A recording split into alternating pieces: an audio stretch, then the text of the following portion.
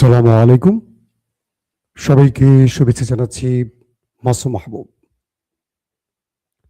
দুপুরের ব্রেকিং নিউজে আবারও স্বাগত জানাই। এক দর্শক লিখেছেন, আসসালামু আলাইকুম মাসুম ভাই, আপনার খবরের অপেক্ষায় থাকি। রাইতে 8:30 বাজে। খবরটা শুনতে আমার একটু ঘুমের ডিস্টার্ব হয়ে থাকা জয় হোক। ডিস্টার্ব হয় আরকি। তার নাম জাকির। আপনি কোথায় আছেন ভাই? লিখেন নাই তো। রাত 8:30 বাজে, এখন কোথায়? আমেরিকা না ইউরোপে আছেন? আমেরিকাতে এখন 8:30 বাজার কথা না। ইউরোপে আছেন নাকি? না অন্য কোথাও আছেন জ্বালাবেন। আপনার ঘুমের ডিস্টার্ব হচ্ছে, তারপর আপনি সংবাদ শুনতে বসে গেছেন ঘুম ভেঙে। আপনার জন্য ভালোবাসা ভাই। দর্শক, সংক্ষিপ্ত লাইভটি করতে চাই। বেশ কিছু গুরুত্বপূর্ণ খবর আমাদের হাতে এসছে। প্রশ্ন উঠছে দুটো। এক, মধ্যপ্রাচ্য অর্থাৎ গালফ কান্ট্রি, সৌদি আরব বা অন্যান্য রাষ্ট্র, তারা কি গোপনে আমেরিকাকে আসলে সহযোগিতা করছে? নিউ ইয়র্ক টাইমস থেকে শুরু করে মার্কিন বেশ কিছু গুরুত্বপূর্ণ খবর গণমাধ্যম সৌদি আরবের মোহাম্মদ বিন সালমানকে দায়ী করে বলছেন যে তিনি গোপনে আমেরিকাকে সাহায্য করছেন এবং ইরানকে শেষ করে দেওয়ার পরামর্শ দিচ্ছেন। বিষয়টা কতটুকু সত্য হতে পারে, এটা নিয়ে আমরা বিশ্লেষণ করতে চাই। পাশাপাশি আজকে সকালে লাইভে বলেছি, নেতা কাকুর বাড়িতে ব্যাপক অ্যাটাক হয়েছে। বলা হচ্ছে এ যাবৎ যুদ্ধের যত দিন গেছে, গত রাতের হামলাটি ছিল সবচেয়ে ভয়াবহ। সবচেয়ে পুরো শহরে শুধু সাইরেন বেজেছে আর অ্যাম্বুলেন্স হতাহতদের নিয়ে হাসপাতালে ছুটেছে। 3 নম্বর খবর, আমেরিকা এবং ইরানের মধ্যে আসলে যুদ্ধবিরতির খেলা কতদূর পৌঁছলো। পাশাপাশি আগামী 48 থেকে 72 ঘন্টার সবচেয়ে ক্রুশিয়াল টাইম বলা হচ্ছে বিভিন্ন গণমাধ্যমের দাবি। কি ঘটতে পারে 48 থেকে 72 ঘন্টার মধ্যে? দর্শক, এই বিষয়গুলো আজকের আলোচনায় রাখতে চাই। আপনারা কি শুনতে এবং দেখতে পাচ্ছেন ক্লিয়ার? আমাকে একটু কমেন্ট করেন। আশা করি আপনারা দেখতে পাচ্ছেন, কোনো সমস্যা হচ্ছে না, কোনো কমেন্ট আসছে না যে শুনতে পাচ্ছেন না। ওকে দর্শক, গুরুত্বপূর্ণ যে খবরটি দিয়ে শুরু করতে চাই, সৌদি আরবের মার্কিন গণমাধ্যমগুলো কালকে ডোনাল্ড ট্রাম্পের একটি বক্তব্য প্রচার করেছে। সেখানে সাংবাদিকরা ডোনাল্ড ট্রাম্পকে নানান প্রশ্ন করেছেন। এমন একটি প্রশ্ন ছিল যে সৌদি আরব কি তাকে ইরানে হামলায় সহযোগিতা করছে, বা সৌদি আরব কি আমেরিকার পাশে আছে? ডোনাল্ড ট্রাম্প স্পষ্ট জানিয়েছেন যে মোহাম্মদ বিন সালমান এই হামলার অনুমোদন দিয়েছেন এবং তিনি তার পাশে আছেন। বিষয়টা কিন্তু খুবই বিপজ্জনক একটা বক্তব্য ডোনাল্ড ট্রাম্পের। দুটো প্রশ্ন আসে। এক, ডোনাল্ড ট্রাম্প মোহাম্মদ বিন সালমানের নামটি প্রকাশ্যে আনলেন কেন এবং কেন বললেন যে ইরানের বিরুদ্ধে আমেরিকাকে সহযোগিতা করছেন তিনি? নাম্বার 2, যে মধ্যপ্রাচ্যের কিং বলা যায় যাকে, বা বিশ্বমোড়ল সৌদি আরবের এই মুহূর্তে সবচেয়ে ক্ষমতাবান ব্যক্তি মোহাম্মদ বিন সালমান, তাকে নিয়ে যে নিউ ইয়র্ক টাইমস থেকে শুরু করে আরো গণমাধ্যম সংবাদ দিয়েছে যে আমেরিকাকে সৌদি আরব চাপ দিচ্ছে যে কোনোভাবে ইরানের বাণিজ্যিক অবস্থান ভেঙে দিতে, অর্থনৈতিক অবস্থা ভেঙে দিতে, খার্ক দ্বীপ দখলে নিতে, তাদের স্ট্রাকচারগুলো, তাদের গুরুত্বপূর্ণ আবাস বা স্থাপনা ধ্বংস করে দিতে এবং তাদের নিউক্লিয়ার প্রজেক্ট পাশাপাশি ব্যালিস্টিক প্রোগ্রাম চিরতরে বন্ধ বা ধ্বংস করে দিতে। এটি কি সৌদি আরব আসলে চাইছে? আজকে সৌদি আরবে থাকা ইরানের রাষ্ট্রদূত একটা চমৎকার বক্তব্য দিয়েছে। তিনি বলছেন যে আমরা মধ্যপ্রাচ্যের সাথে সম্পর্ক ঝালাই করছি। অর্থাৎ মধ্যপ্রাচ্য ইরানকে এতদিন শত্রু হিসেবে দেখত। আমরা মধ্যপ্রাচ্যকে বলছি আমরা তোমাদের শত্রু নই, আমরা তোমাদের ভাই। তোমরা একটা বিষয় প্রমাণ পেয়েছো, যখন ইরান আরব রাষ্ট্রগুলোতে মার্কিন স্বার্থ সংশ্লিষ্ট স্থানগুলোতে আক্রমণ করছে, তখন আমেরিকা তোমাদের না বাঁচিয়ে তার প্রতিরক্ষা ব্যবস্থাগুলো নিয়ে গেছে ইসরায়েলে, এবং আমেরিকার পুরো ফোকাস ইসরায়েল, তোমাদের রক্ষা নয়। এবং আমরা আরবে কতটা সাফল্যের সাথে টার্গেটে হিট করেছি, যেটা তোমরা নিজেরা দেখেছ। 1, 2 নম্বর, আরবের বিভিন্ন জ্বালানি বা তেল ক্ষেত্র বা গুরুত্বপূর্ণ স্থানগুলো যেগুলো মার্কিনীদের নয়, আরবের এই হামলাগুলো আমরা করিনি। এই হামলাগুলো করেছে কারা? কোনো রহস্যজনক শত্রু। ওই দেশটির নামই বলছে, নেতা কাকুর কথায় হয়তোবা বলছে যে এটি একটা ফলস ফ্ল্যাগ অপারেশন, আরবকে আমাদের বিরুদ্ধে নামিয়ে দেওয়ার জন্য। ইরান বলছে যে আমরা যেখানে আঘাত করি আমরা সেটা প্রকাশ্যে জানিয়ে করি, আমরা গোপনে করি না।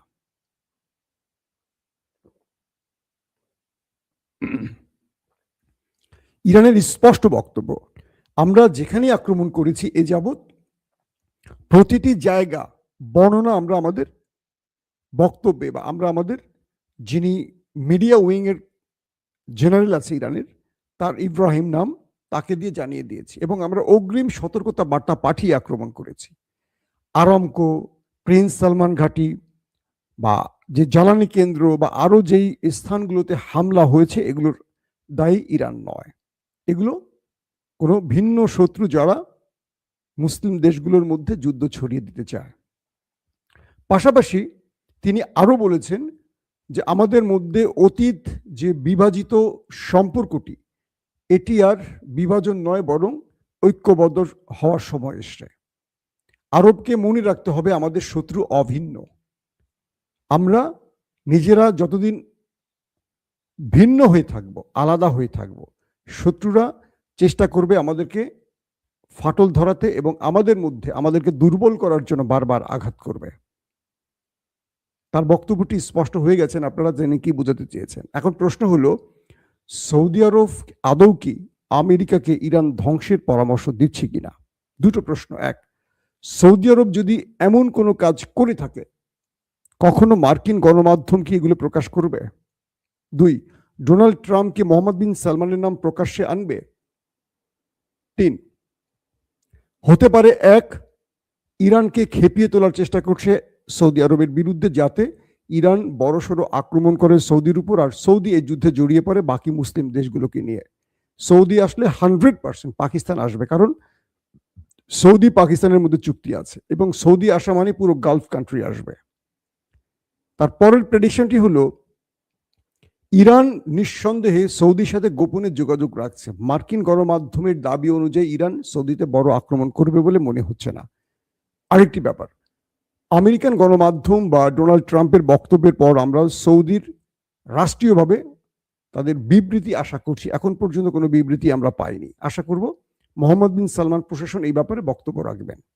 2 নম্বর বিষয়, রাতে নেতা কাকুর বাড়িতে, যেটি আমি আজকে সকালে লাইভে বলেছি 11টার সময়, বড় আকারে আক্রমণ হয়েছে।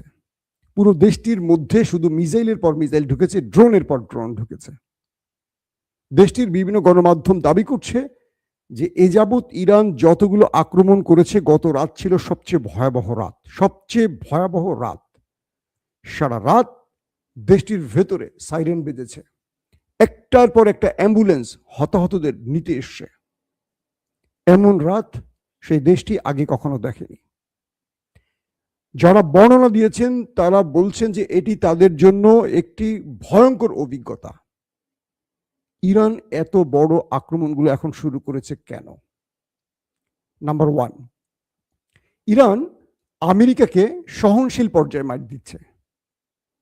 আরবের মধ্যে বা যেখানে আমেরিকাকে টার্গেট করছে, মূলত আমেরিকাকে ভেঙে চুরমার করে দিতে চাচ্ছে তাদের ভেতরের শক্ত মনোবলটাকে, এবং বেজগুলোকে হিট করে গালফ কান্ট্রি থেকে তাদের তাড়াবার চেষ্টা করছে। কিন্তু ইরান আমেরিকার ভেতরে তাদের যে গালফ কান্ট্রিতে তাদের যে বিশাল সৈন্য বহর আছে, এদের মধ্যে বেশি হতাহতের ঘটনা ঘটাচ্ছে না। তার দুটো কারণ আছে। ইরান আমেরিকাকে এই যুদ্ধে ফুল টেনে আনতে চাইছে না। অর্থাৎ ইরান জানে যে আমেরিকা যদি একেবারে ফুল শক্তি ব্যবহার করে তাহলে তারা নিউক্লিয়ার অ্যাটাক করে বসতে পারে, কারণ পরাশক্তির অবস্থানটাকে বাঁচিয়ে রাখতে হলে তাদেরকে শেষ জয়ের জন্য সর্বশেষ সবচেয়ে মন্দ কাজটা করতে হতে পারে।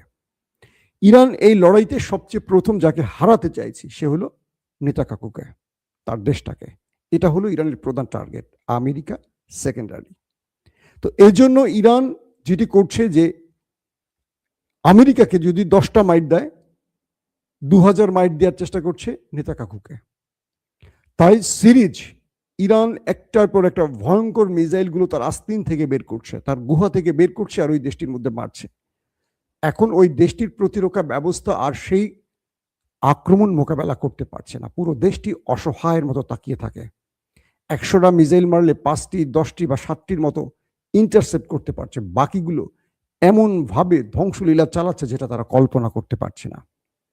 নেতাকাকু চাইছে এই মুহূর্তে যে কোনোভাবে আমেরিকাকে এই যুদ্ধে ফুল ফেজ টেনে আনতে, অর্থাৎ আমেরিকা যেন তার পূর্ণ শক্তি ব্যবহার করে ইরানকে শেষ করে দেয়। তাই ইরানের পররাষ্ট্রমন্ত্রী আব্বাস আরাকচি বারবার বলছেন যে কোনো সময় শত্রুরা ফলস ফ্ল্যাগ অপারেশন করতে পারে, আর মূল স্থান হবে আরব এবং আমেরিকা। আমেরিকার বিষয়ে তিনি ইঙ্গিত করেছেন, এটা আমি আপনাদেরকে বেশ কয়েকবার বলছি, এর আগেও বলেছি, গত 7 দিন ধরে বলছি।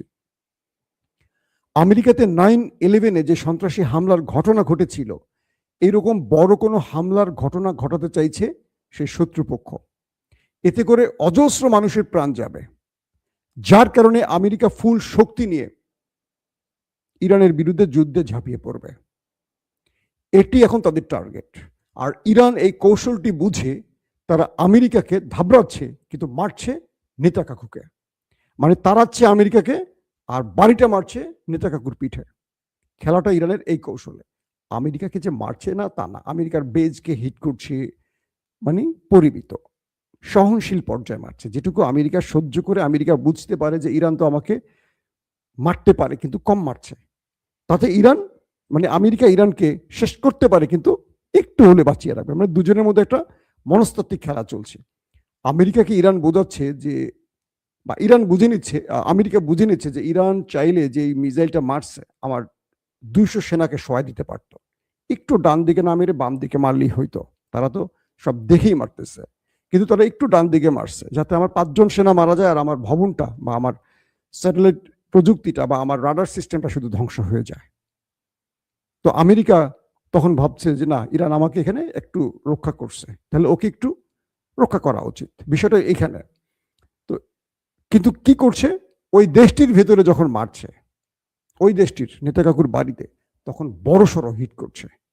তাদের ডিমোনাতে যে হিট করছে, সেখানে ইরানের পক্ষ থেকে বলা হচ্ছে 1200 মানুষই নাকি নিখোঁজ হয়ে গেছে, ওপারে চলে গেছে। যদিও সেই গণমাধ্যম এগুলো স্বীকার করছে না। এখন যুদ্ধের মধ্যে প্রত্যেকেরই বক্তব্য এলোমেলো হয়, কনফার্ম কেউ সত্য কথা বলে না। তারপরের বিষয়টি কি, আসছে 28 মার্চ ডোনাল্ড ট্রাম্পের বিরুদ্ধে নো কিংস বিক্ষোভ শুরু হচ্ছে, অর্থাৎ রাষ্ট্রে কেউ রাজা নয়, সবাই সেবক, সে প্রেসিডেন্ট হোক, প্রধানমন্ত্রী হোক, সেনাপ্রধান হোক। ক্লিয়ার? অর্থাৎ এই বক্তব্যটি হলো মার্কিনীদের যে তুমি রাজা নাও ট্রাম্প, আমরা কোনো রাজা চাই না, নো কিংস, তুমি আমাদের সেবক হয়ে আসছো, তুমি যুদ্ধ চাপিয়ে দিবা আর আমাদের সেনারা মার খাবে, আমাদের প্রযুক্তি ধ্বংস হবে, এটা মানছি না। তুমি অন্যায় যুদ্ধ করতে পারো না, তুমি এমন একটি লড়াইতে গেছো যেটা পৃথিবীর কারো স্বীকৃতি নেই, নেটো আসছে না, ইউরোপের রাষ্ট্রগুলো তোমার পাশে আসছে না, এই প্রথম ইউরোপ তোমাকে না বলে দিয়েছে, তার মানে এটার সাপোর্ট নেই তোমার, তুমি শুধু এসছো ওই একটি দেশের চাপে পড়ে, যে দেশটিকে পৃথিবীর কেউ পছন্দ করছে না এই মুহূর্তে যুদ্ধবাজ হিসেবে। তো এখন এই চাপের মধ্যে ডোনাল্ড ট্রাম্প আর ইরানের মধ্যে 48 থেকে 72 ঘন্টার একটা হাই থটের খেলা চলছে। ইরানের মধ্যে যে কোনো সময় আমেরিকা তার সেনা ঢোকাবে, ইতিমধ্যে তারা 4500 সেনা নতুন করে এনেছে গালফ কান্ট্রির আশেপাশে বিভিন্ন স্পটে। আমেরিকা বলছে যে এদেরকে প্যারাটুপারের মাধ্যমে ইরানে নামাবে, কমান্ডো বাহিনী, মেরিন সেনা এদেরকে নামাবে এবং ইরানের মধ্যে স্থল অভিযান শুরু করবে। এটি 48 থেকে 72 ঘন্টার মধ্যে শুরু হতে পারে। ইরান এই গ্রুপটিকে মোকাবেলার জন্য তারও প্রস্তুতি শুরু হয়েছে, কারণ আমেরিকা ইরানকে যে 2-3টি শর্ত দিয়েছে তার এগেনস্টে ইরানও 5 থেকে 7টি বিগ শর্ত দিয়েছে। এই শর্তগুলো বলে দেয় ইরান এই মুহূর্তে যুদ্ধবিরতি চায় না, আর যদি এই শর্তগুলো মানতে হয় আমেরিকাকে, তাহলে আমেরিকার অস্তিত্ব থাকে না। কি সবচেয়ে গুরুত্বপূর্ণ শর্ত কি, গালফ কান্ট্রি থেকে আমেরিকাকে চলে যেতে হবে, তার মানে আমেরিকার পেট্রোডলার কামাই বন্ধ হয়ে যাবে। আমেরিকা গালফ কান্ট্রি থেকে চলে যাওয়া মানে কি, মধ্যপ্রাচ্য ইরানের কন্ট্রোলে চলে যাওয়া, ইসরায়েল অনিরাপদ হয়ে যাওয়া, হয়তোবা সেখানে রাশিয়া বা চীন এসে ভর করবে। আমেরিকা এই শর্ত মানবে? 2 নম্বর, ইরানের উপর নিষেধাজ্ঞা। আমেরিকা কিন্তু 2-1টা শর্ত মেনে গেছে ইতিমধ্যে, ডোনাল্ড ট্রাম্পের বক্তব্যে বোঝা যাচ্ছে। ইরানের উপর যে নিষেধাজ্ঞা এগুলো আমেরিকা প্রত্যাহারের ঘোষণা দিয়েছে। তারা বলছে ইরান চাইলে এখন তেল বিক্রি করতে পারে, তাদের উপর থেকে আমরা তেলের যে নিষেধাজ্ঞা সেটা তুলে নিচ্ছি। ইরান বলছে আমার তেল বিক্রি করার এখন কোনো শখ নাই, আমার তেল নাই, আমি এখন বিক্রি করব না।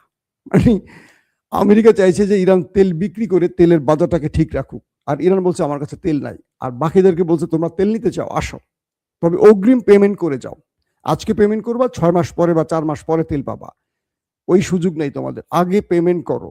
দাম একদম ঠিক বিশ্ববাজারের মতো, আগে যেমন 18-20% কম টাকায় তারা বিক্রি করতো, সেই সুযোগ আর দিচ্ছে না। ইরান আগে বিক্রি করতো যা, তার চেয়ে এখন অনেক গুণ বেশি তেল বিক্রি করছে, মোটামুটি ভালো দামে বিক্রি করছে ইরান আর রাশিয়া। তো এই পর্যায়ে এখন যেটি সবচেয়ে বড় ভয়ঙ্কর সময়, সেটি হলো আসছে 48 থেকে 72 ঘন্টা পর পৃথিবী একটা বড় যুদ্ধ দেখতে যাচ্ছে। সেটা হলো আমেরিকা ইরানকে পুরো দখলে নেওয়ার চেষ্টা করবে, আর ইরান আমেরিকাকে একদম দোলে মুচড়ে বিদায় করার চেষ্টা করবে।